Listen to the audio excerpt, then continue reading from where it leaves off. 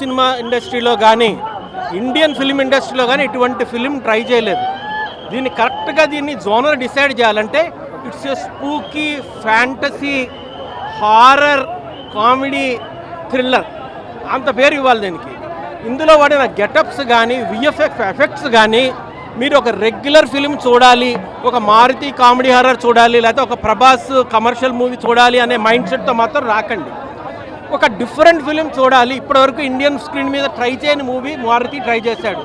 ఆయనకి ప్రభాస్ ఇచ్చిన అవకాశం అంటే ఒక మిడ్ గ్రేడ్ డైరెక్టర్కి ప్రభాస్ లాంటి పాన్ ఇండియా స్టార్ ఇచ్చిన అవకాశాన్ని పూర్తిగా వాడుకోవడం కోసం అవుట్ ఆఫ్ ద బాక్స్ థింకింగ్తో చేసిన ఫిల్మ్ ఇది. ఎస్పెషల్లీ క్లైమాక్స్ దగ్గర చూస్తుంటే అసలు మన తెలుగు డైరెక్టర్ తీసిన ఫిల్మేనా అన్నట్టుగా అనిపిస్తుంది. అటువంటి విఎఫ్ఎక్స్ షాట్స్ అటువంటి థాట్స్తో చేశారు. అంటే ఎప్పుడైనా గోస్ట్ జనాల్ని భయపడుతుంది, లేకపోతే మామూలుగా ఒక హిప్నాటిస్ట్ హిప్నటైజ్ చేస్తాడు. గోస్ట్ మనుషుల్ని హిప్నటైజ్ చేస్తే ఏం జరుగుతుంది, గోస్ట్ మనుషుల మైండ్లోకి వెళ్ళి ప్లే చేస్తే ఎలా ఉంటుంది, ఈ టైప్ ఆఫ్ ఫ్లేవర్ ఈ టైప్ ఆఫ్ జోనర్తో ఇప్పటివరకు ఎవరు సినిమా తీయలేదు.